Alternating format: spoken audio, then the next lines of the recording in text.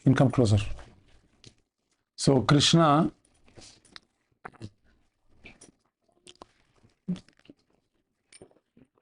has got various qualities. So in order to become aware of Krishna, I need to understand who he is. So this process of gaining knowledge about Krishna is called Krishna consciousness. So right now we have a mistaken idea of Krishna. Not just mistaken idea of Krishna, as soon as we have a mistaken idea of Krishna, we also have a mistaken idea of this world and have a mistaken idea of ourselves also. Because everything is an expansion of his potency. Just like if I misunderstand my father, I'll also misunderstand his decisions. I'll also misunderstand the advice he has for me. I also misunderstand the conversations, the relationships he has with other people. I start doubting because I misunderstand the nature of my father. Similarly, we must understand Krishna is not a historical figure, nor is he a human-like personality, nor is he like the Harry Potter of the Vedic age. Right? People didn't have enough comics to entertain themselves maybe 5,000 years ago. So they discovered characters like Rama, Krishna, Abhimanyu to amuse themselves. Correct? So he's not the Harry Potter of 5,000 years ago. So most people have a mixture of these ideas. And because of that, we are not able to do justice to who Krishna is. So from Bhagavatam, from Bhagavad Gita, we understand the actual position of Krishna. So anyone who understands the actual position of Krishna before leaving this world, before leaving this body, does not have to come back to this material world. Krishna mentions, Janma karma cha me divyam, evam yo veti tattvataha, tyaktva deham punarjanma naiti, mameti so Arjuna. Tyaktva deham punarjanma naiti. If you understand my nature, namam karmani limpanti, name karma phale sprha, itimam yo bhijanati karmabhir nasabadhyate. If you understand my nature to be beyond all activities, namam karmani limpanti, I am not affected by any karma. Name karma phale sprha. We are all karma phale sprha. What does it mean, karma phale sprha? If I buy a car, that car is getting broken down in 2 days, how will I feel? Very, very sad. Because the karyam is buying a car. Karma phalam is that I want the car to be having a long life. And if it does not have, then I become frustrated. So karma phale sprha. The karma phalam has a what do you say? It affects me. Or the car is going very nicely, I feel very proud about my decision. I tell my wife, see, I told you, right, you should get this car, not the car you suggested. Correct? So this is the reason we got this car. So I become very proud as soon as my karma phalam becomes favorable to my cause. So we are all karma phala sprha. We are affected by karma phalam, which is why we are suffering and so-called enjoying and so-called suffering. Karma phale sprha. And we also get affected by certain karma. Karma means we get buoyed into some activity without ourselves knowing. We get infatuated. Sometimes we want to talk about our own glory. Sometimes I have to do nindanam. In this way, the senses pull me in different directions and I end up doing some karma. So Krishna is telling, my activities are not like that. My activities are not forced. Right now we are acting because we cannot sit silently. The senses want to go outside. That is why we are acting. Krishna is telling, Nahi kaschit kshanamapi jatidishthatya karma krit karyate hi avashak karmaha sarvaha prakritir jair gunaihi. Nahi kaschit kshanamapi jatidishthatya karma krit. No one can sit silently for some time. Karyate hi avashak karma. Everyone has to perform some activities. He says, I'll push you. Go outside. Do this. Do that. Karyate hi avashak karma. Sarvaha. Everyone. Prakritir jair gunaihi. Everyone is forced to perform activities. Is what Krishna is saying. So, but Krishna's activities are not like that. So, this is just one example of how by understanding Krishna's qualities, we can transcend our own misunderstanding of our own selves also. Because we are thinking our duty in this world is to act, to be in this world. You hear what I'm saying? We are thinking we are born in this world to struggle. Why to struggle? So that I can exist here forever. Right? And I am thinking I am born in this world, I will struggle so that my children can be here forever. So the purpose of life is to not perform activities for merely being in this world, because such activities are a failure from the beginning to the end, because it is not possible. The decision is known even in the beginning that the fruit is going to be nishphalam. Is it not? So the purpose of activities in this world is kayena manasa buddhya kevalair indriyairapi yoginaha karma kurvanti sangam tyaktva atma shuddhaye. So the purpose of activities in this world is sangam tyaktva atma shuddhaye, to purify our own selves. So by offering ourselves to the Lord while performing these activities, atma shuddhaye, we can become purified. So in this way, when we understand about Krishna, Krishna is absolute truth. If you misunderstand Krishna, you misunderstand everything else. You must misunderstand our activities, you misunderstand what is the purpose of this world, you misunderstand who am I. This is called absolute truth. Janmadhyasya yatonvayat itratascha artheshu abhignaswarat. Janmadhyasya yataha, from whom everything emanates. Yatova imani bhutani jayante yena jatani jivanti. Yathova imani bhutani jayante, from whom everything emanates. Imani bhutani jayante, the Upanishads are saying, yena jatani jivanti, by whom everything is sustained. So in this way, we have to understand Krishna. This is the hypothesis. It's not a hypothesis, I could say. This is the, in material world, there is hypothesis, because you do not know what is truth. So you make a hypothesis and then you try out something and then it comes out or not. But this is not a hypothesis. The understanding, the Siddhanta means the conclusion, is that if you understand Krishna, all your problems will be resolved. If you understand Krishna, Tattva Jnanat Moksha Labhaha. If you understand Bhagavat Tattva Vijnanam, Mukta Sangasya Jayate. Bhagavat Tattva Vijnanam. So we should focus our attention in knowing about Krishna. Knowing about Krishna. So we'll just discuss one quality of Krishna.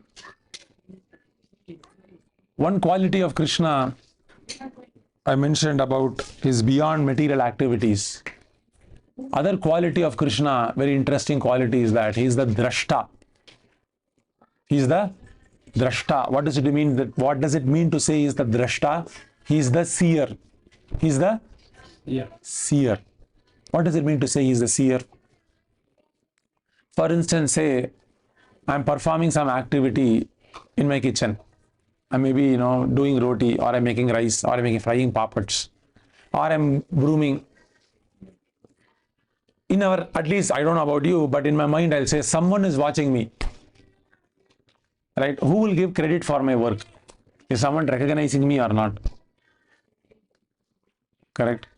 Or maybe I will, I have to grow in this world and people have to see me grow. And I have to answer all the criticisms that they have meted out to me. So what am I thinking? That the people of this world are the Drashta. They are the seers. They are seeing my work and they recognize my work. I am the seen. And they have to wonder at my prowess. They have to wonder at my prowess. And when they recognize me, my life is dhanyam. This is what we think. Correct? Somehow, they are the drashta. They see. Or they are the karta. And when they see, then my activities is good. Right? We see, I posted a video. What is the viewership of the video? How many view count it is?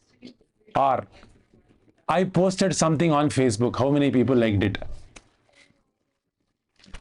Correct? Or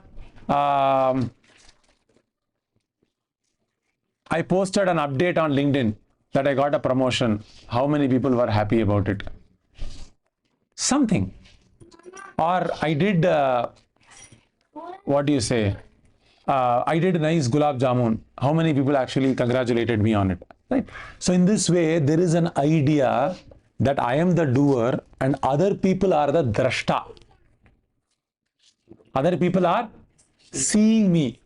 I am the seen. And what is that person thinking? That person is thinking, other people are all drashta. And I am being seen. When will he recognize me? We are looking for his recognition, correct? And what is he thinking? He is looking for someone else's recognition or my recognition. Correct? This is called Anyonya Ashraya Dosham. Right? So everyone is thinking that other people will recognize me. And in this way, it is a mutual contradiction is there. Mutual reciprocal dependence which has no basis. Anyonya Ashraya Dosham. So in this way, everyone is thinking other people will see me and recognize me. This is a very strong need for the soul. The need for recognition. And this can cause a lot of frustration in our life. When we want to be recognized, it could be loving someone and they are not reciprocating with our love. Or it could be accomplishing something, but the boss is not giving me promotion. Someone told me this week, I am working very hard. They are not promoting me. They are not promoting. What to do? What to do? So in this way, there is a need for recognition on personal levels, on professional levels, and in societal levels, that I have to live with nice respect. When we read Bhagavatam, we will realize actually the nature of the living entity. They are not the drashta. Harihi nirguna sakshat prakrite purusha paraha sa sarvadir upadrashta anumanta cha bharta bhokta maheshwaraha. Krishna also mentions he is the upadrashta. He is the only seer. He is the only seer. So when we go deep into chanting Hare Krishna, Krishna Krishna, Hare Hare, Hare Rama, Rama Rama, Hare Hare, the illusion that other people are the drashta will go away. That they are capable of seeing. You can actually also understand, if you go even deeper, Bhagavatam is going very deep. It is going into our own experience itself. It is saying, who is seeing? Who is seeing? Do you know who sees? Who sees? When I see your body, who sees? I see your form. What is happening? Break it down. Because what is Bhagavatam? You break down. You break down everything and you go deepest into everything. You go break every element of it. And if you go deepest, you will find Krishna. So say, I'm looking at Pradyum Prabhu. What is Pradyum to me right now? A form, a male form. This is what my eyes are seeing. And how does it see? An image going into my retina, and then that retina sends neurological signals to my brain, and then there is an impression. Okay, that impression, the form is being replicated and is being it is doing ulta, right? And the retina is doing everything ulta, right? So, and then there's an ulta image of this form, and this is going to my through the neurons. It is going and putting in the brain, in some part of the brain, I don't know. And then there is an impression that this is this object. Correct? Now, after all this is going to the brain, who's having the experience of it? Because this camera is also recording the image. Correct? This camera is also recording the image. But who will have the experience of that image? So the act of seeing, drashta, involves, I see the body only, and seeing that body only aksha, pratyaksha, with my eyes I see, and then this is getting recorded as an experience, that this is prabhu. Now if you go even deeper, you'll understand, as I said, who is the person? If you ask the question, who is it that is actually seeing? Who is it seeing? Who is it seeing? Because the eyes are seeing and recording the image, and what is being seen? Is pradyum completely the whole image, like in the whole reality of what I'm seeing? It's only the form I'm seeing, and the form is recorded as certain thing. So if you go deeper, you will understand that actually Vishnu is the drashta, Hari is the drashta. And because of his help, support, I'm able to have the experience of sight. Experience of sight. So in this way, we are taking all our seeing or hearing or smelling, whatever it is, these sensations through which we receive these signals, we are thinking that these experiences are independently done. But if we go down, if our consciousness becomes refined, you can break down all of this and you can actually understand who is Krishna and who am I. And your whole vision of this world and Krishna and yourself will all change. This is called refinement of consciousness, purification of consciousness. What does it mean to say something is purified? It becomes more refined. It becomes more subtle. This is called purification. When you go grosser to subtle, things become more and more difficult to just see by the gross eyes. So the phone I can see with my gross eyes because it is very gross. But it is, if you go even subtler, water or air or fire, you can't see with your eyes. You have to use your intelligence to deduce that is existing. Is it not? Air, can you see it? You can't see it. You have to use your intelligence to deduce it is existing. Similarly, the ether, can you see? You can't see. Can you see your mind? You can't see. So as things go subtler and subtler, we have to use our intelligence to understand that it exists. And when you talk about intelligence, the intelligence has to become refined. That is called consciousness. When the consciousness is purified, the intelligence will have the capacity to actually assimilate and understand all these deeper realities. So when we chant Hare Krishna mantra and try to serve Krishna, Sevan Mukhe Jihvado Swayameva Spuratyadaha, the intelligence becomes more, the mind becomes more and more purified, more and more subtle, sukshma. So Krishna says, why am I very difficult to understand? You can repeat after me. Sukshmatvat tad avigneyam. Sukshmatvat tad avigneyam. Because Krishna is very sukshma, very subtle. Tad avigneyam. You are not able to understand. Durastham cha antike tat. He is both far off and he is also very near. Krishna is mentioning. Because it's sukshmatvat. Sukshmatvat is another quality. He's very sukshma.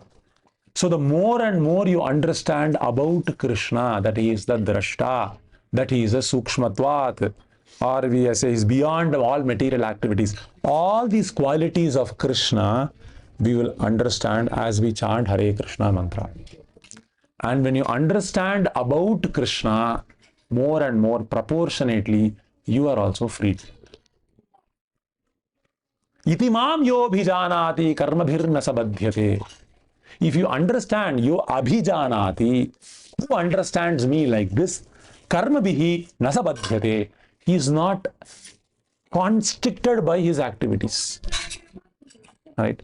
So the goal of life is to understand Krishna. Vedaihi cha sarvaihi ahameva vedyaha vedanta krit vedavitteva cha aham.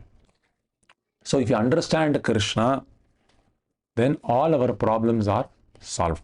And the way to understand Krishna is to have an attitude of service and by chanting Hare Krishna. If we do that, Krishna is revealed. Right? The consciousness becomes purified, the mind becomes slowed down, the intelligence becomes refined. We can actually understand who is Krishna, who am I, what is what. In this way, we'll become very happy and cool and peaceful and everything. Right? So this is our Bhagavad Gita's, what do you say? It is the proposal to become happy by uplifting one's consciousness. That is the only way we can be happy. When you uplift your consciousness, we can become happy. Not by performing material activities, we cannot be happy. Okay? The modern proposal is you perform activities, you will become happy. No. When you uplift your consciousness, you can become happy. Very simple. Any questions or comments? Any questions or comments? I think you mentioned this week that if you do the activity, like you're making kheer with water, right? Give an example. If you do the activity of making kheer, but you are using water as ingredient, then kheer won't be made because there's no milk. Correct. So you need to add Krishna, like that you mentioned. So you're asking what context I mentioned. I don't remember mentioning this. I forgot. So you said one should not use the wrong ingredient. Okay, I said there is a recipe for happiness. Maybe I would have mentioned that in that context. No, same activity. Right now, we also talk about activity, right? When you're doing the activity, you need to include Krishna, or Krishna must be the. Okay, I see what you're saying. So when we are performing our activities, if you think the purpose of the activities is to struggle here, then we will become overburdened. But if you connect it to Krishna, then we can see this activity will purify us. Right? The same activity that I'm constantly thinking, who will recognize me? Who will give me a certificate? Right? So I'm brooming the floor. So no one is watching me brooming the floor. So I'm very depressed. So I'm thinking material world is a drashta. He's the seer. I'm becoming depressed. But if you're alone in the house and you're brooming the floor and you're saying Krishna is watching me, then you'll become ecstatic.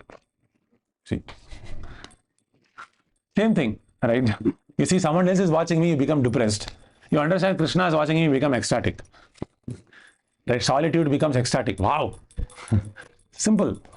You understand Krishna as a drashta, you become ecstatic. Very simple. Okay. So we will read, I think we're reading 16th chapter. Trividham narakasyetam dwaram नाशनमात्मनः कामक्रोध तथा लोभः तस्मात् एतत्त्रयं त्यजेत्.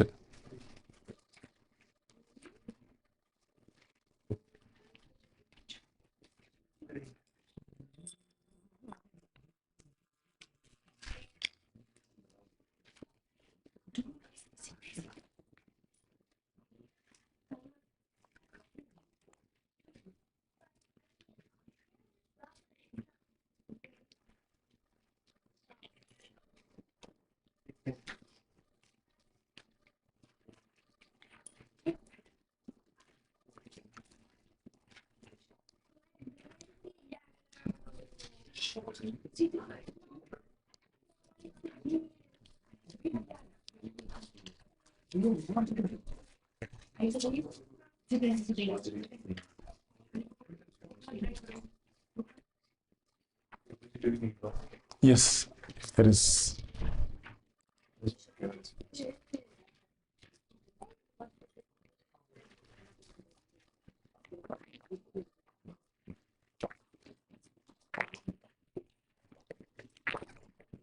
So I think I didn't cover the next shloka very vividly. So we will read again 16.22. And I'll try to cover that. So you can repeat after me. Etai vimukta kaunteya tamo dvaraistribhir naraha acharatyatmana shreyaha tato yati param gatim. Etai vimukta kaunteya tamo dvaraistribhir naraha आचरत्यात्मनः श्रेयः ततो याति परां गतिम्.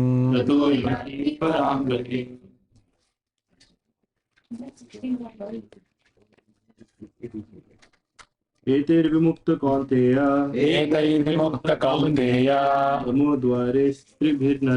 तमोद्वारैस्त्रिभिर्नरः आचरते आत्मनः श्रेयः ततो याति परं गतिम्. ततो याति परां गतिम्.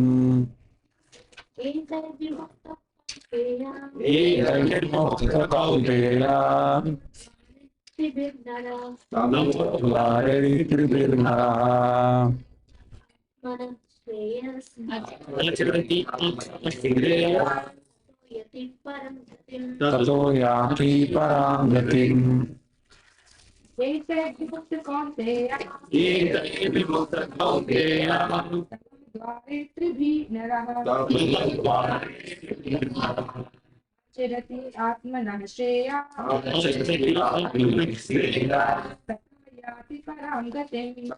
याति परां गतिम्.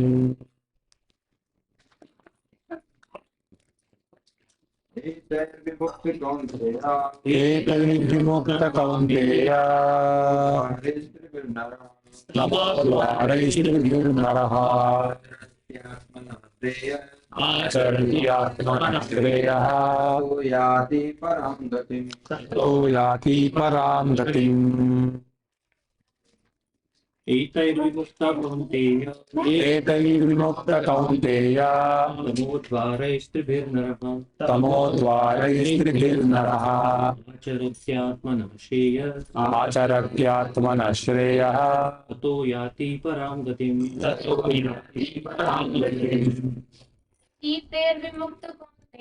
एतैर्विमुक्तकौन्तेय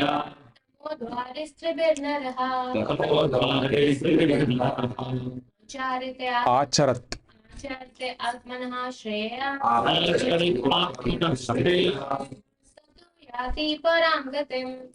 याति परां गतिम्.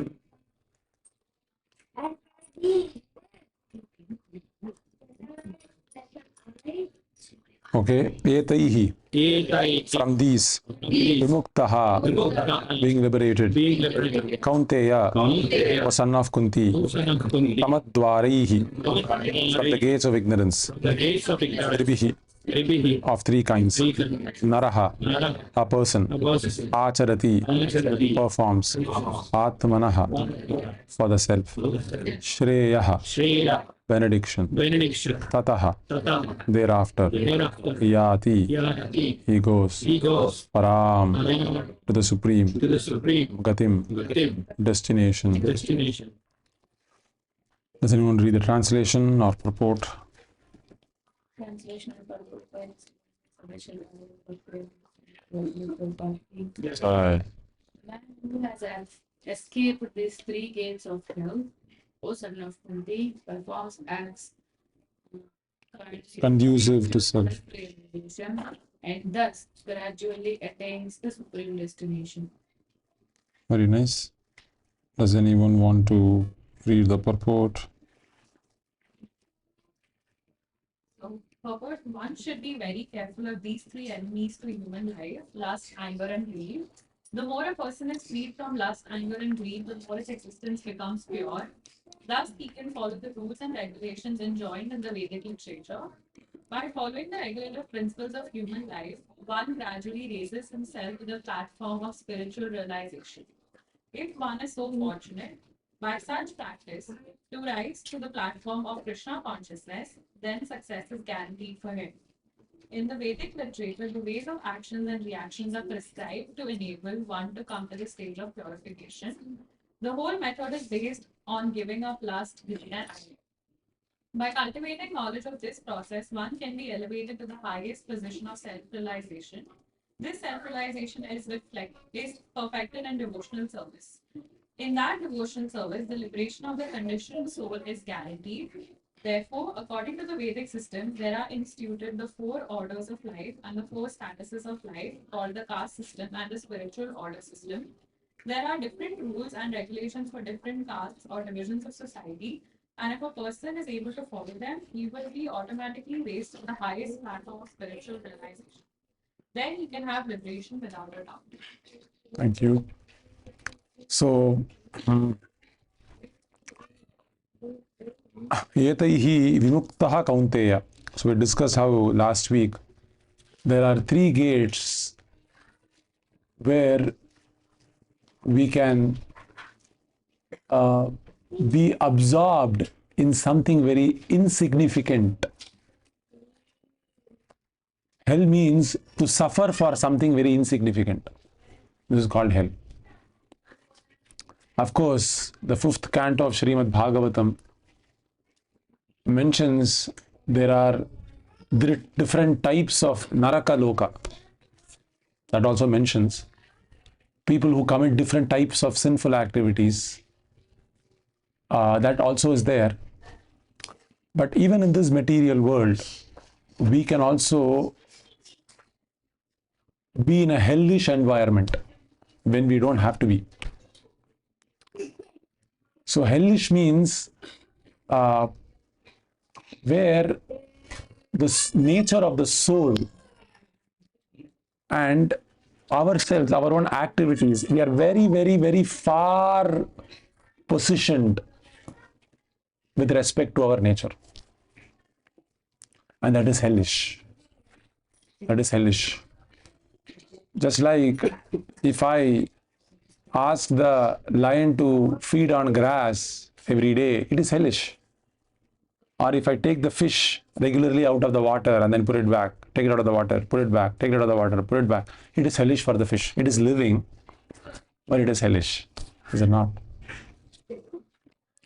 So similarly, there are many activities that we are performing, especially this lust, anger, and greed, that can, because this lust and anger and greed, there are no regulators in the modern society. No one says, you regulate your anger so much, you regulate your greed so much, you regulate your lust so much. There are no regulators in modern society. You somehow you might have been born with some, you might have been brought up with some regulators. But I'll tell you, even if you have been raised with some regulators based on your family, if you are going to stay here in the US for successive generations, and if you don't do anything about it, you'll end up staying here. right? And your children will imbibe the culture here, and then their children. So it's a matter of time until, because you're struggling so hard to save money for your children or grandchildren or whatever it is, right? But if their children or grandchildren, right, by the influence of the external culture, they misunderstand the reality of this world, and they think, okay, I just feel like this, I'll do it.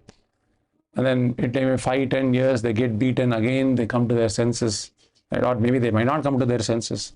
We don't know. So a civilized society is meant to have regulators. I think we talked about that, of what is dharma and adharma and all of that. But suffice to say that this lust, anger and greed can lead us into a region of great misery where we don't recognize also. Right? People can be living like animals. Even right now it's happening. Right? People live like animals. People mate like animals. People eat like animals, gorge like animals, gluttonous. They eat everything. There are Instagram channels, there are YouTube channels. And what is the channel about? Right? They try everything. And it has got a lot of views. Why? Because they'll have a view on, I'm eating frogs, how I feel. Right? I'm eating grasshoppers, how do I feel? Correct? So people think, say, this endless, what is lust, anger, and greed? Just because it's endless, is unintelligent curiosity is excessive lust. Because what is lust is curiosity. That is what is, lust, curiosity. But unintelligent curiosity. Right? I want to feel how this is. I want to feel how that is. It's unintelligent curiosity. Because the nature of the soul is to be curious. That's very natural. But when it is not tempered with intelligence, that's like the fish is curious about the bait that someone throws when he's fishing, and the fish catches on it, and then it loses its life. Like I mentioned this many times. So, in this way, people in this world are suffering. They are suffering. I also suffered a lot previously, and somehow, because of the mercy of my spiritual master, have saved. I mean, I could be saved more, but I was saved from a lot of the suffering. And while I was suffering, right, it took me a long time to realize I was suffering. A long time to realize I was suffering. This is the nature of intellectual or mental suffering. Physical suffering, there are pain receptors. It goes to your brain because grass, you understand. I touch fire, I know. But mental suffering and intellectual suffering, it's there inside, but it is burning, and we don't see it. You say this person is wearing branded T-shirts, she's wearing a branded, a handbag, she's having a, how do you pronounce it? Gucci, right? Gucci. Right, okay, Gucci, okay, I don't know how to pronounce. See, so she's wearing that handbag, or, she's having a very nice hairdo. Maybe she's happy. This is how an unintelligent person thinks, actually. But a person who's practicing Krishna consciousness, as I said, when you understand deeper things about who's Krishna, and you understand deeper things about yourself, that also extends to how you see people. Right? We can see more things. We can see something that doesn't meet the eye. So this whole world, everyone is suffering, actually, because of unregulated life, untempered lust. So the duty of human form of life is to, Krishna is telling here, Etahi vimuktaha kaunteya. We must become gradually freed from this lust, anger and greed. So the more gradually we become freed, the more liberated you will feel. The more calm, the more peaceful one will feel. Very simple. People always ask, I want to be peaceful. But they want to be peaceful, but they don't want to give up that which is causing them agitation. I want to have mango fruits, but you have to sow mango seeds in your garden. They are full of weeds, but I'm simply I'm fantasizing mango fruits. That will not work. So Prabhupada envisioned a society where everyone can be happy, everyone can become peaceful, everyone is genuine with others. And this is all possible when we become conscious of Krishna. Conscious of Krishna. Because we are not conscious of Krishna, we are doing stupid things. Krishna is the central principle. He is the Atma, Aham Atma Guda Kesha Sarva Bhuta Shayastitaha. He is the central principle. Mudhoyam na abhijanati. What is the shloka? Tatvena ataha te. Can someone what is the shloka? Tatvena ataha te. If you do not understand me, Krishna says chavanti. Chavanti means they fall down. Chavanti, the same word. Chuti. Chuti, achyuta, we say, right? What is the meaning of the word achyuta? Chuti means to fall down. So, if someone understands Krishna, you will not fall down from your position. Achyuta. So, one who has caught hold of the lotus feet of Achyuta, they will never fall down from their position. So, you all want to start new habits, but if you don't catch hold of the lotus feet of Achyuta, we will fall down into Rajoguna and Tamoguna. And as soon as we fall into Rajoguna, we will become unsteady. Because there are so many things in this world to make me unsteady. My health can make me unsteady. The emotion of my wife or husband or my boss or my children or their health or this. 100 million things to make your life unsteady. Is it not? We all want to be steady. How many of you want to be steady in your life? All of us. But how many of you think there are at least 50 things to make me unsteady in my life? If not more. Right? So many things. So how can we become steady? Even if I want to become freed, we have to catch hold of the lotus feet of Achyuta very tightly. So when you say become Krishna conscious, we also have to know the meaning of these names. See, so much time we have to know the meanings of these names. Correct? How many of you know the meaning of the name Govinda? Go ahead. 1 second. 1 second. Senses. Controller of senses. No. Go ahead. Sorry. Close. Gives pleasure to sense. One gives pleasure to the senses. No, that's good. Close enough. Okay. How many of you know the meaning of the name Gopala? Cow. No, first of all, raise your hand and then mention. How many of you know the meaning of the name Gopala? Good. Pavanesh, go ahead. Gives pleasure to cows. Close enough, but not correct. Takes care of cows. Palayati. Go palayati iti Gopalaha. Palanam means to protect. So if you, and go also means senses, go also means house. So if my senses are going here and there, we surrender to Gopala. First we want Gopala, we don't want Govinda. Govinda doesn't come first, Gopala comes. First we need Krishna to protect our senses. When Krishna protects our senses, automatically we will be able to serve Krishna. And then when we serve Krishna, then we can go Vindati. Our senses will become very pleasured by Krishna's when we engage in the service of Govinda, Krishna. So in this way, you can meditate on these names. What is the difficulty? Right? What is the meaning of Achyuta?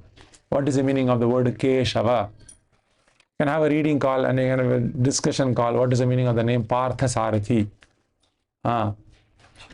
What is the meaning of the name Vishnu? What is the meaning of the name Vasudeva? What is the meaning of the word Sankarshana? What is the meaning of the name, so many names Krishna has, right? So in this way, you can go after Yashodanandana, personal names, impersonal names. So many names are there, primary, secondary names. So many names are there. So if you meditate on these names, like we discuss the names Achyuta, Right? So if we realize this name, Achyuta, meditate on these names, he will never leave someone. If I catch hold of him, he will never leave me. If I catch hold of him, I'll never fall down. If I catch hold of him, I will never fall down. If I catch hold of him, I'll never fall down. So easy. You meditate on these names. So the person I need to contact and get in touch with is Achyuta. Because everyone in this world is Achyuta. They can fall down any time, any moment, bodily, mentally, intellectually, spiritually. Correct? And that in my Prabhupada lecture, I listen that said that God has no names actually. It just depends on where, in which situation he appeared and whatever duty he performed.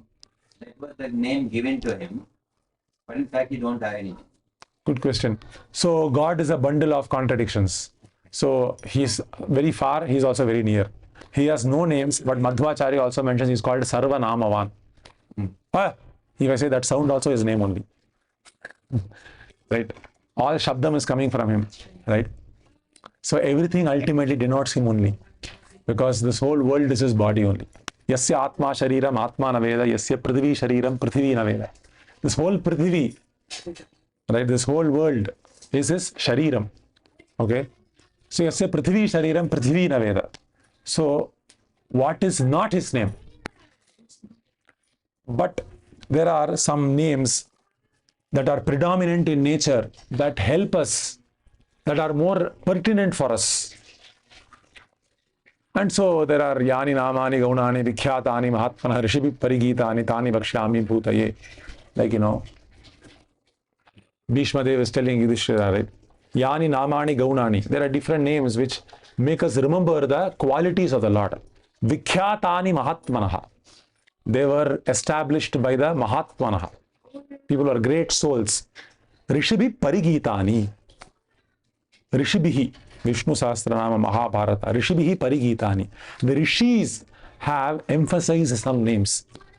Parigitani. They are glorifying the names of the Lord.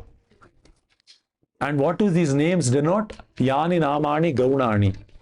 The beautiful, transcendental, resplendent qualities of Hari. Tani Vakshyami Bhutaye. I am telling this to you. Tani Vakshyami. Tani Vakshyami. So, we must, what to say, glorify Hari, understand his qualities, do guna ganam of his qualities. This is called kirtanam. Kirtanam means what? Like we are doing kirtanam only right now. It might not have mridanga, but just not mridanga doesn't mean kirtanam. Kirtana means what? Glorifying Hari, glorifying Krishna. Like we are glorifying his quality of Achyuta. Taking just one name. But say there is a depth of meaning in one name of Achyuta. Right? We saw another name of his Drashta is on one quality. Drashta is one quality.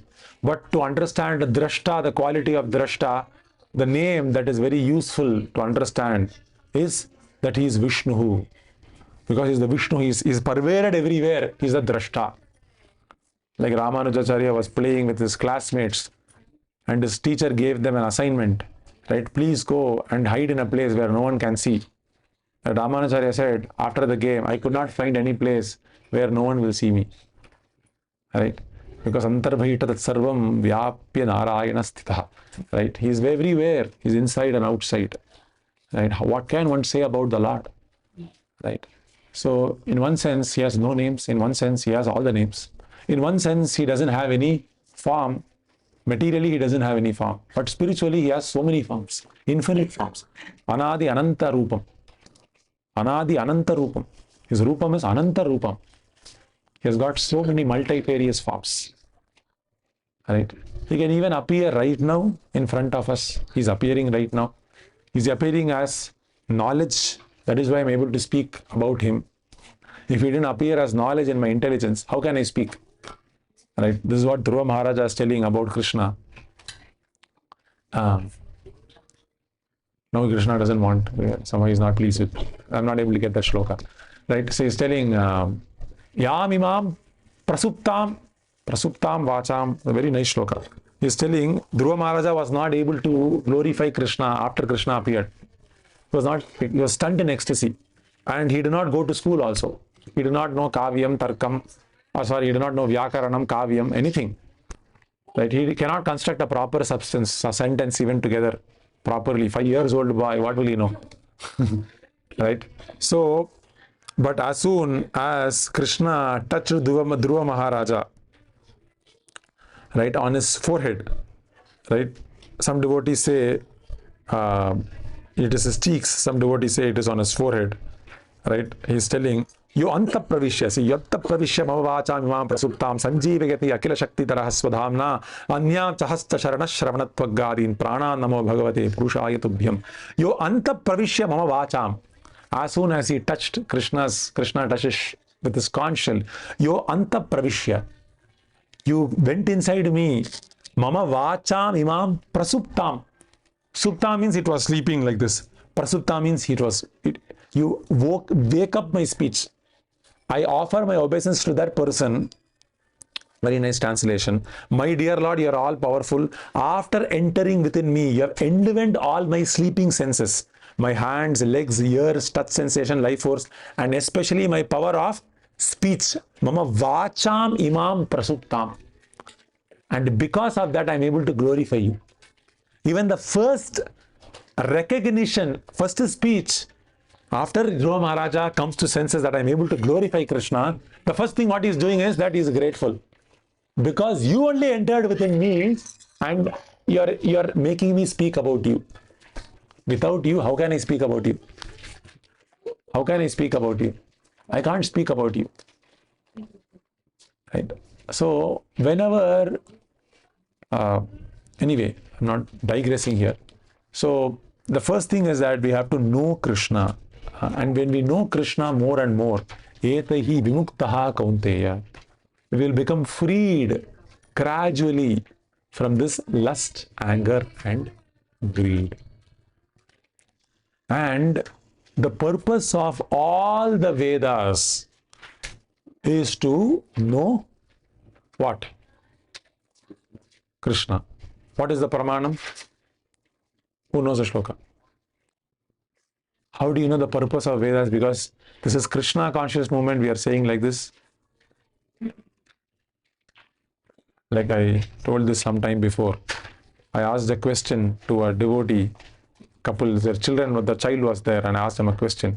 He said, what is the answer to this question? He said, Krishna is the answer. He said, yes, correct. How do you know? He said, because a Krishna consciousness class.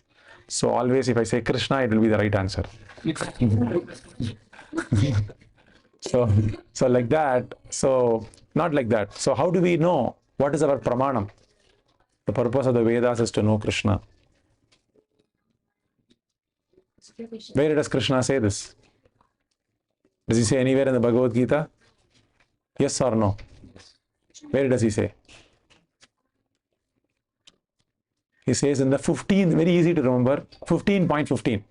15.15. 15.15, very easy to remember.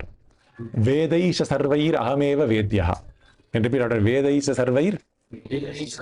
Ahameva vedyo. Aham eva vedyo.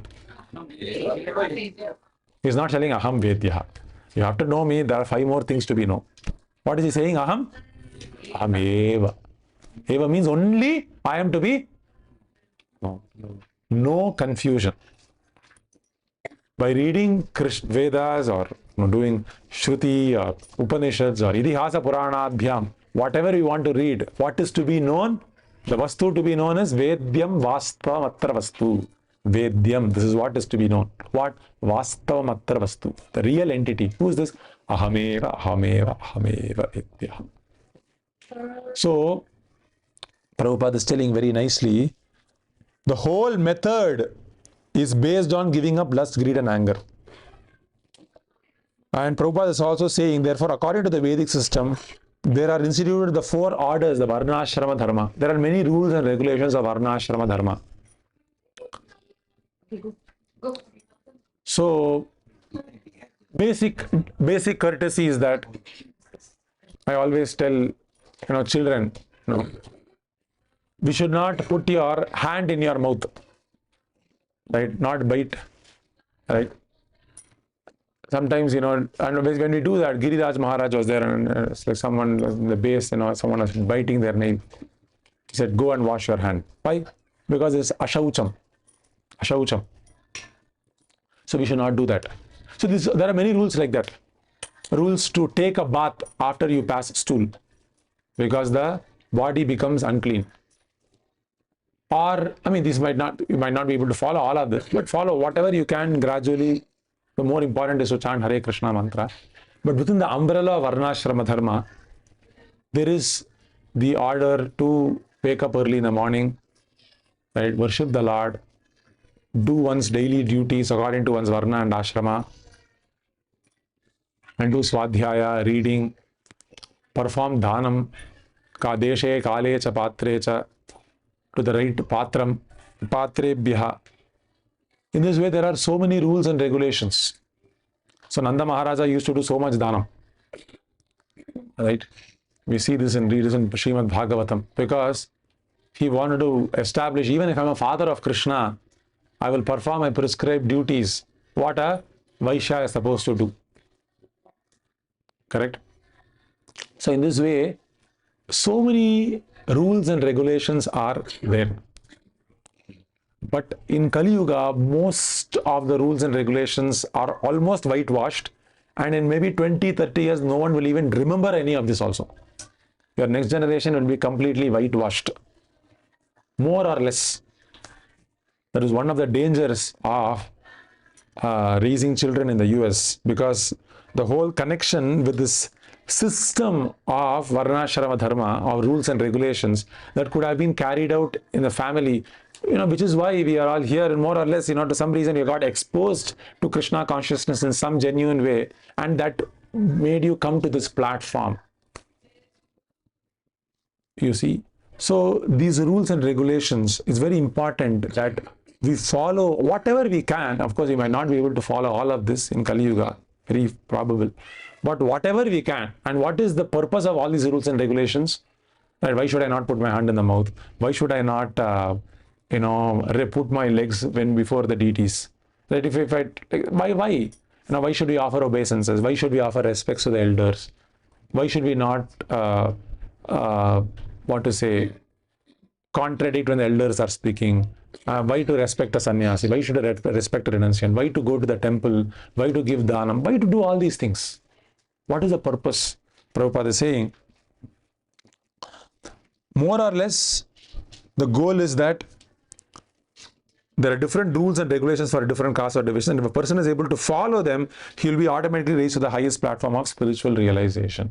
So it is that the mind must be freed from Rajoguna and Tamoguna on a gradual basis. This is a gradual process, right? So when I make sure that, you know, before the deities, you know, I should not speak lies. Some dharma if you have, then gradually it is a way to regulate this lust, anger and greed, tempering it, right? So do not associate with a boy or a girl before marriage. If you want to associate, get married. Why? Why these rules? Why these rules and regulation? To temper our lust, anger and greed. If I don't follow these rules, then my lust, anger and greed will rise to, you say there is a word, gargantuan proportions. You heard this word? Heard? You know what a gargantuan proportion is? So I chose this word because that lust deserves this word. Gargantuan appetite is like enormous, right? It's like a demon, like, you know, someone like becomes very big, right? And you'll consume everyone. Like that, it will rise to enormous proportions. So traditionally we say this is our family dharma, don't leave this. Why is this all the whole thing? The thing is, somehow this regulation of lust, anger and greed, something must be regulated. And in this way, there is a chance to be attracted for Krishna consciousness exists. Of course, the desire for the soul is always there. That is there. But though this is Varnashrama Dharma process is there, in Kali Yuga especially, this cannot be depended on to overcome one's anarthas. In Kali Yuga especially, in other yugas also that is the case. So we read about Shaubari Muni. So Shaubari Muni, how many of you know the meaning, story of Shaubari Muni? The Shaubari Muni, he was a great rishi. So while he was meditating, people, these rishis, they want to test their bodily appetite, the bodily temptations. So the Bhagavatam also mentions in the Vanaprastha ashramas, because Shabdadin Vishayans Tyaktva, there are 5 sensations: Shabda, Sparsha, Rupa, Rasa, Gandha. The whole purpose of yoga is to not transform. It is to reorient our consciousness, reorient our consciousness from these sensational experiences to what is reality. So there is Shabda, Sparsha, Rupa, Rasa, Gandha. So this consciousness is constantly fixated on these 5 sensations. So the yogi tries to numb these sensations. Somehow you go to Arizona desert during summer, June, July, and you meditate there. Or you go to Michigan, come to Rochester Hills, be in January, February, and be in this park, or be here, or be in this forest, and meditate there. Right? Or you go to, sometimes even, I think Durvasa Muni used to do this. He used to ignite a big fire in a desert, and he used to be next to it. Right? So that the sensations, one should not feel I am the body. The sensation should not be there whether in the body or not. Even following all of this, Durvasa Muni got overcome by anger. Right? So powerful. He was able to follow so much. I am finding it difficult. I'm sitting in the car without turning on AC for few minutes. Or maybe heat, or and I'm feeling very hot or very, very cold. I am so sensitive to sensations, is it not? At least myself. I'm very sensitive. I feel like, why is the AC not on? Right? Why is the idli not hot? Why is the puri not crispy? Correct? But what is the goal of yoga? As long as we are addicted to these sensations, Shaknoti iha eva yasodum praksharira vimokshanat kama krodha udbhavam vegam sayukta sasukhi naraha. Shaknoti iha eva yasodum. Shaknoti, if you are able to be in this world, praksharira vimokshanat. Before giving up this body, there is a vegam that is being produced by kama krodha udbhavam vegam. Udbhavam vegam. Udbhavam means it is produced. By what? Kama krodha udbhavam vegam. The kama krodham is producing a vegam. But how is he? Shaknoti haiva yasodu. He is not agitated by this. If you are able to be like that, praksharira vimokshanat kama krodha udbhavam vegam sa yuktaha sa sukhi naraha. He will be freed. Krishna also mentions this in other places. Apuryamana achala pratishtam samudram apa pravishanti yadvat tadvat kama yam pravishanti sarve sa shanti apnoti na kama kami. Who will get shanti? Not who acts on the kamam. What is our presumption? If I act on my kamam, I will be happy. This is our hypothesis. Correct or not? I feel like doing this, I will be happy. Krishna is refuting this in many places. Many places. Samsparshaja bhoga dukkha yona evate.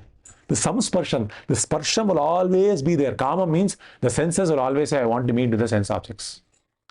The sense is the male, sense object is the female. Sense is the male, sense object is the female. The male will always want to mate with the female.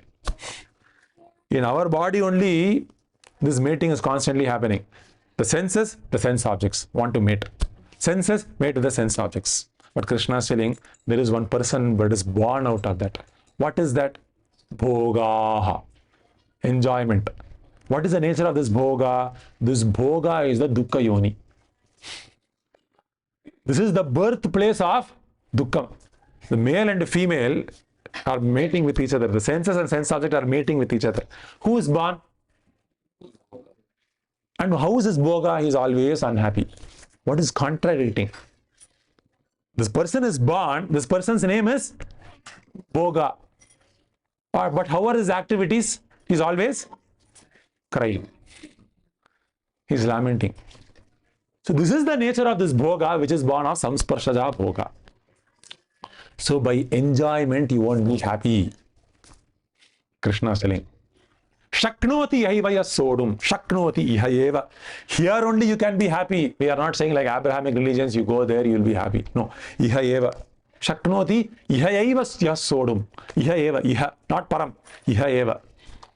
Shaknoti ihaiva sodum. Praksharira vimokanat. Kama krodha udbhavam vegam sa yuktaha. He only is. How do you know whether someone is a Krishna conscious devotee or not? Very simple. Kama is slapping you here. Krodham is slapping you here. Anger is slapping you here again. It's very steady. Achala pratishtham. You are a devotee. You are connected to Krishna. Certified, granted. Over. That's it. No one has to certify you. You can see whether lust is pushing you. Anger is pushing you. You are like cool like a cucumber. Why? Because I have Krishna's lotus feet in my heart. I'm dependent on the Lord. I'm not independent. Until yesterday I was independent. Now I am sold out to my Lord. I am Krishna's. I am Krishna's property. I am not lust and anger's property. Krishna has signed me on. Krishna has bought me. My spiritual master has bought me. I am Krishna's property. Whatever Krishna says, I will do. So if he decide I am Krishna's property, he can become freed. Now, this Saubari Muni coming back, he wanted to tolerate all these sensations. And he was doing Katora Tapasya. So while he was doing that, so one of his methods involved going in the depths of water. Going in the depths of water. So, I'll read the shloka.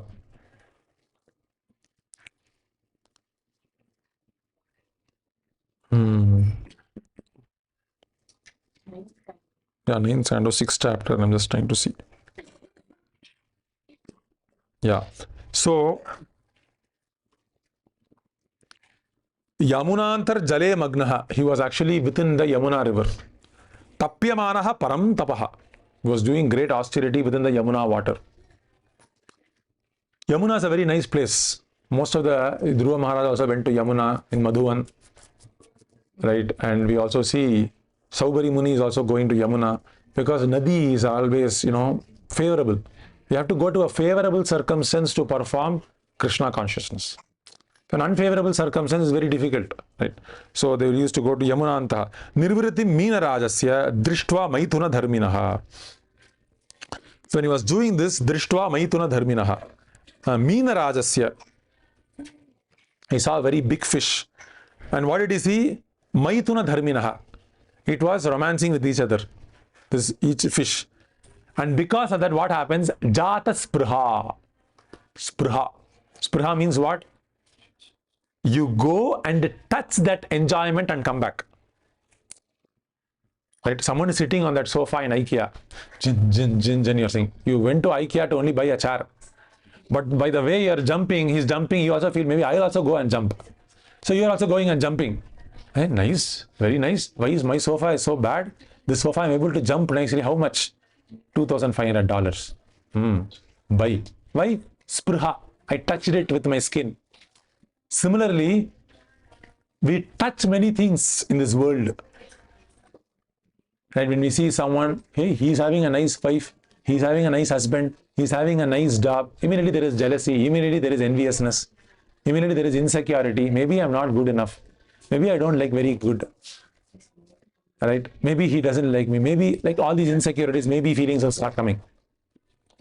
It's called a Spriha. So Saubari Muni touched it. Touched it, what happens? Immediately Sangha. Right? There is favorable feeling. Drishtva jata spruho nirpam vipraha kanya neka mayachata. Spriha started, feeling started coming. I touched it. Once you touch it, right, it is very difficult. Once the expectation starts coming, right, you can't, after desire, it is very difficult. Only in Bhakti Yoga, you can actually purify the desire even after it's gone to its end.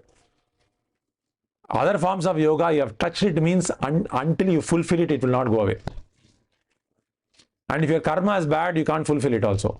And you will feel very sad. I can't fulfill. So, but Saubhari Muni was he had yoga balam. And he touched it. Dhyayato bhajayan pumsa sangasteshu bhajayate. Thinking, feeling, willing. He thought about it, he started feeling. If you think about it, you can stop. If you feel it, you can't stop. Immediately you say, I want it. Because feeling is there. I feel like it. I feel. When feeling is too much, then you start willing it. Constantly you are being pushed. Feeling. The dam is broken. So, go. I can't tolerate it anymore. How many of you felt this? Feeling is constantly coming. You start for some time, and you become tired. Chalo, let me enjoy it. How many of you felt it? Everyone, right? Traditional. See, material nature is common in all of us. So Saubhari Muni, feeling was there. Feel. Let me go. Immediately he knew, because Purva Janma, because of course he offended Garuda before, because he offended Garuda. Somehow, this is the reason, So when we are having a favorable bhavam, we will be protected by the sadhus. Sadhus' blessings will be there. When the sadhus' blessings are not there, right? Even if you are a very great tapasvi, we can be waylaid. So you must always beg for sadhus' blessings.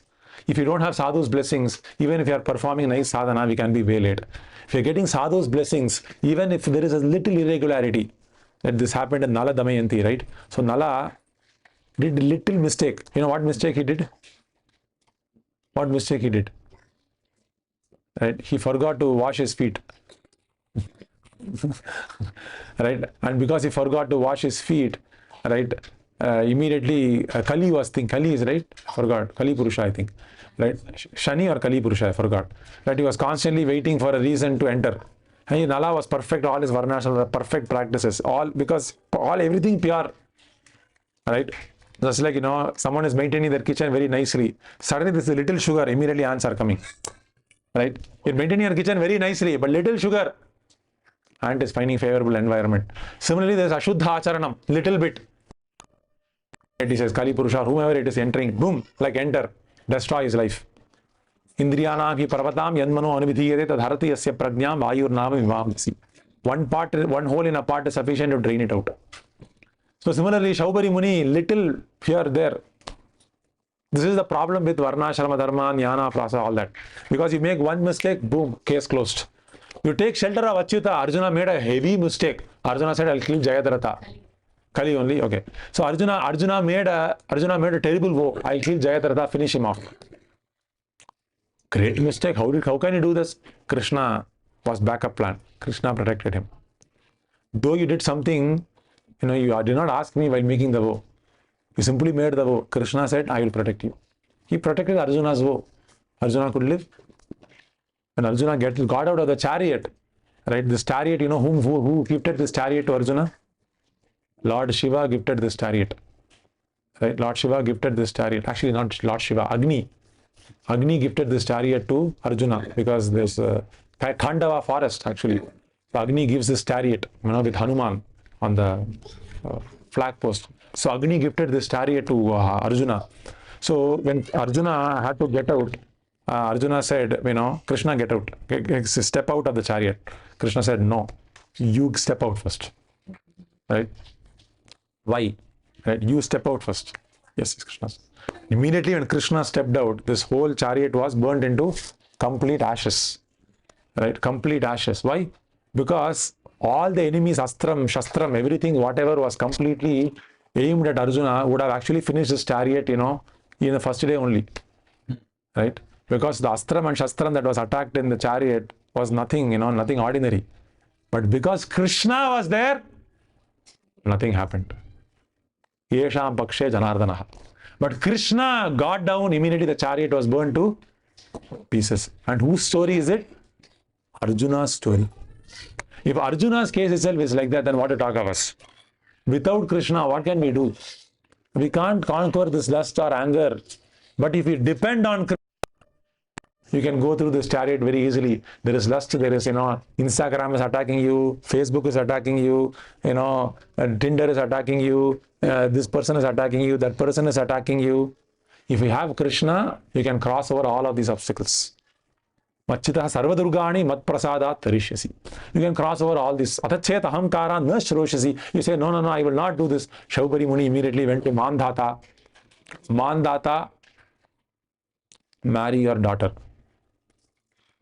Right? But he thought each daughter was called and he did not look very nice. Mandhata thought, Shaubari Muni thought, I'm not looking very nice. Right? My hair has become grey, my skin is black, so that is why women are not liking me. So what will I do? I will reform my body. And Shaubari Muni became like youthful person. He became like the most handsome person. And then Mandhata also becomes scared. If I don't, him Shaubari Muni will curse me. Right? So he married all the 50 daughters of Mandhata. One person? No. With his yoga shakti, expanded into 50 bodies. And he constructed 50 palaces. 50 palaces. Right? And then Shaubari Muni in one day is cuddling his daughter, or is playing with his son. Another palace he's doing Sokatan. He was playing dice with his with his wife. So in this way, Mandhata was passing by the walk and he said, Shaubari Muni, I thought I was the king of this world, but Shaubari Muni is enjoying far better than me. Right? So when Mandhata was making walk, even he was astonished. What is this? Right? This is something very astonishing. Right? And because this whole expansion happened because Shaubari Muni had other problems, because he was actually one only and he was attending to each of these 50 women. And each daughter of Mandhata started fighting amongst each other. I want Shaubari, I want Shaubari. So that is why he expanded. Finished in 5 minutes. So, and Mandhata himself became insecure. Though he was great, he was struck with wonder. Yad garhastyam tu samdiksha sattva deepavati padihi vismidaha stambam ajahat sarvabhauma shriyanvitam. He was sarvabhaumam. He himself was getting wonder at, even I didn't enjoy like this. Seeing the enjoyment of Shaubari Muni. This is the power of Bahu Richastabi Aparaniya Tapashriya Anarghya Parichadeshu. Bahu Richaha means he has mantra shakti. With mantra shakti you can create anything. Like we see Kapila Muni created an entire palace. Kapila Muni and Devahuti were all meditating, they were all old and everything. Kapila Muni. So immediately Kapila Muni said, you are very old, you are serving me for so long, Devahuti, I'll give you some nice experience. After marrying me, you had a very difficult life. Here is a house, in Beverly Hills. Right? So immediately manifested an entire palace. Right? Like palace was in an airplane. Right? He manifested a palace in an airplane. That was Kapila Muni's Yoga Shakti. Right? Anyway, not Kapila Muni, my bad. Kardama Muni, my bad. Kardama Muni. So Kardama Muni was so advanced in tapasya that he, manifested this. Similarly, Shaubari Muni was also very qualified, But Shaubari Muni enjoyed evam griheshu abhirataha vishayan vividaihi sukaihi. He enjoyed vishayan vividaihi sukaihi. He enjoyed different enjoyments. Sevamano na chatushyat. He did not feel happy. Ajyastokahi ivanalaha. Like you keep on supplying more and more ghee to the fire is not quilled. Similarly, he was not atripyat. He was not happy, though Shaubari Muni was completely satisfying. Sa kadachit upasena atmapakhanam atmanaha. Similarly, at some point he was standing in a very secluded place. He was sitting there. And then he thought, Datarsha Bahurichacharyaha Meena Sangha Samuttitam Aho Imam Pashyate Me Vinasham Tapasvina Satcharita Vratasya Antarjale Varichara Prasangat Prachyavitam Brahmachiram Dhritam Yat Sangam Tejeta Mituna Vratina Mukshu Sarvatmanana Visirjet Bahirindriyani Ekas Charandrahasi Chittam Ananta Yeshe Yunjidat Vratishu Sadhushu Chet Prasangaha. He said, Ajayo, what happened to me? Achacho. I was, so fixed in meditation. Now by seeing this meenam, I fell down. In this way, he got to his senses and again went back. Right?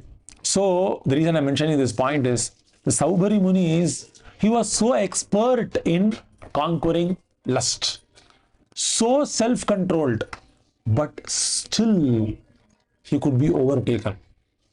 Same thing we see in Yayati also. Yayati also enjoyed so, anyone knows the story of Yayati? You know, right? Yayati had to, married the daughter of Shukracharya. You know Shukracharya? Shukracharya is the spiritual master of all the asuras. So he married the daughter of Shukracharya. But though he married the daughter of Shukracharya, right, Yayati he was very lusty by nature. He loved women. Right, so he also had Shukracharya's daughter is Devayani. So this Devayani, he married the Devayani and Sharmishta.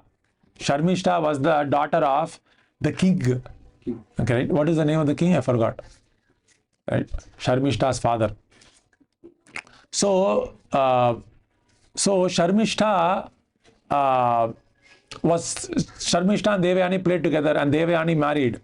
Right, and after Devayani married, actually Sharmishta, there is a love affair that was created because Sharmishta would fall down in a well or something. I forgot the entire story. And Sharmishta would fall down and then he would save, and then Sharmishta touched the Yayati, and then there is a love affair. They like illicit affair, and and immediately Devayani came to know about it. Immediately Devayani became very sad. You married me, but again you are going to Sharmishta. She ran to the father's house. Who was the father of Sharmishta? Sharmishta's father is Sharmishta's father. Devayani's father is Shukracharya. Who is Sharmishta's father? Huh? Vrishaparva. Okay. So immediately he went to Vrishaparva's house, Sharmishta. Right? Sir, Devayani went to Shukracharya. So you see this rascal, right? Yayati. He said he will marry me. But he married. He's also romancing with Sharmishta. He is with me only, and immediately Shukracharya cursed Yayati that may you be old. And Yayati said, I want to enjoy, but I become old. I'm not able to enjoy. So he's going after one after son. He had 4 sons. Son after son is going, please, you exchange my old body with you. I'll enjoy for some time. Now only I'm getting enjoy. Your father, you want to enjoy, I also want to enjoy. Only by enjoyment I can give up gratification. Because he is Pravritti Margam. Pravritti Margam is by enjoyment only I can understand it is futile, right? He said, I will not give up. There was one person who gave up, Puru. So Puru was ready to give up his body for Yayati. So Puru said, okay, you take my body, you enjoy. My body came from you only. If you are not there, I cannot be there. Right? So I'm dependent on you, take my body. And Puru became an old man, Yayati became a young man again. Yayati said, I am a young man. Without any shame, he started enjoying again. Enjoy. He started enjoying. I married many times, married many women, many palaces, enjoyed for thousands and thousands and thousands of years. He enjoyed.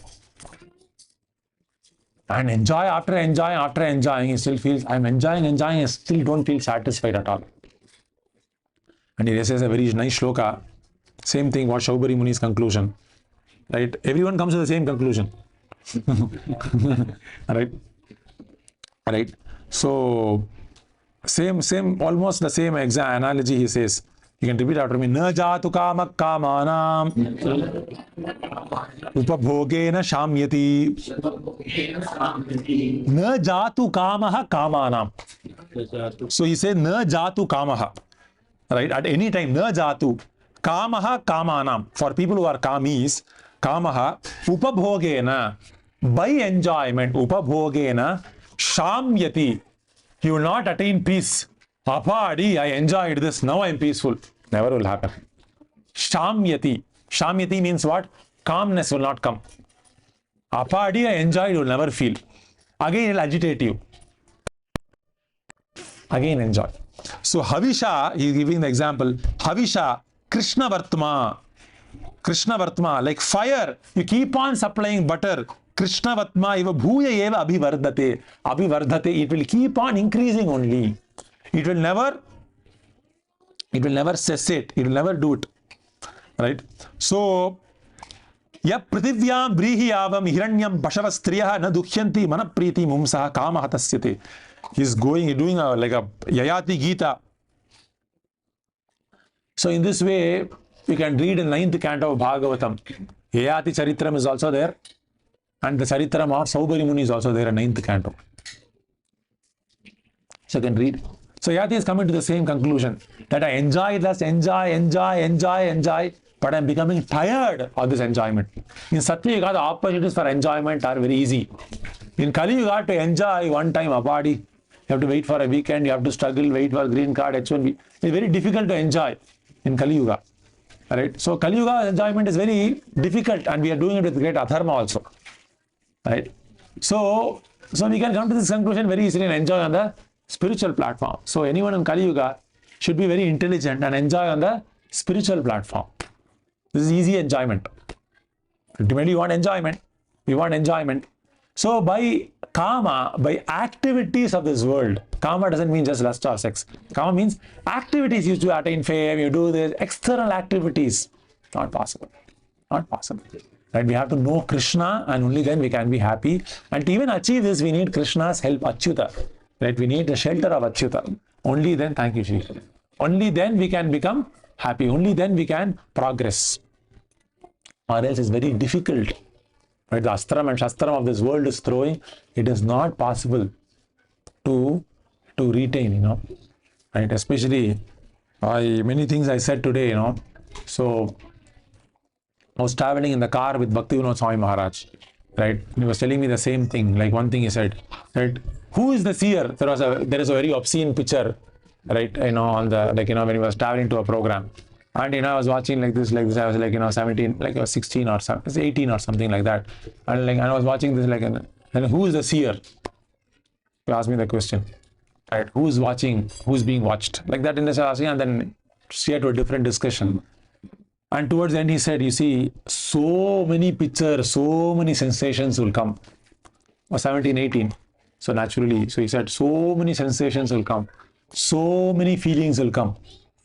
And it is very difficult to tolerate all of this without a strong anchor at the lotus feet of the Lord. Right?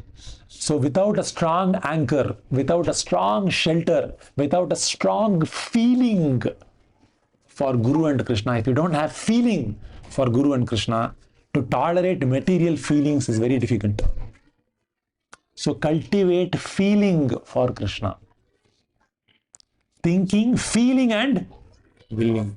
We are weak because we have feeling towards this world. That is why we are weak. What is the counteractive measure? What is the counteractive measure? Feeling for Krishna. Experience feelings for Krishna. Write prayers. Right? Write, what do you say? Journals. Right? Write for Krishna. Pray to Krishna. Express your feelings. By that, this feeling that we have, unanswered feelings, unanswered desires will be. So I'll stop here. Any questions or comments are welcome.